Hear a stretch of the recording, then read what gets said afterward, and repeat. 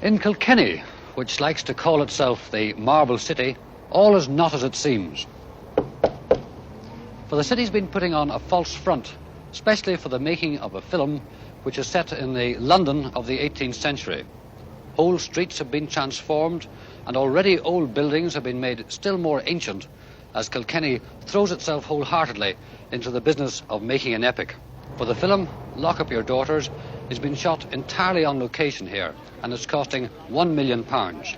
Optimistic local businessmen are gleefully calculating that anything up to £200,000 will be left behind in their shops and pubs when the filmmakers leave. With all that money floating around, most of the people here have turned a deaf ear to rumours that this picture is going to be a sort of unexpurgated version of Tom Jones. 295, take one. There have been reports of wild orgies in some of the bedroom scenes, and while the film company hasn't admitted that they're true, it hasn't denied them either, for a soupçon of sex is good box office. The producer, David Deutsch, put it like this. I'd say it's lively more than sexy. What about all the rumours, though? Well, the rumours about the 150 prostitutes from Limerick. Are there 150 prostitutes in Limerick? Limerick would be very ashamed if it was true. But this is not true, then, in fact. No, I only wish it was true. How about the scene of the naked girl running down the street? Well, it's not in the script, so I don't suppose we'll shoot it. The press handouts issued by Domino Productions speak of a bawdy, boisterous restoration comedy, based largely on Hogarth, and some of the characters fit into that famous illustrator's uncomplimentary view of his fellow citizens. Right? Do it up. Yes.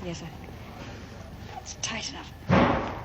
For Elaine Taylor, who's one of the 15 big names in the picture, the job of getting in and out of her period costume each day can be a bit breathtaking. During the day.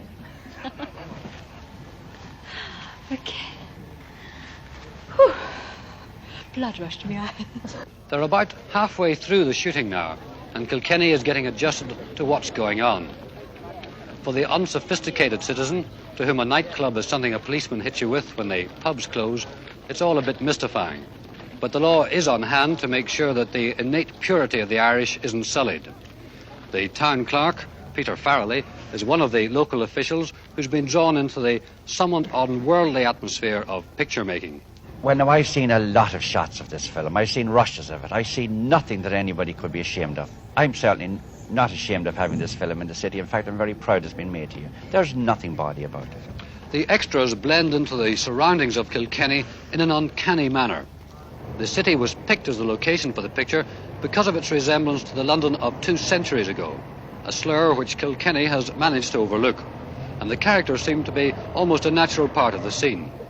It's uncharitable, but probably true to say that some of them wouldn't look a great deal different in their ordinary, everyday clothes.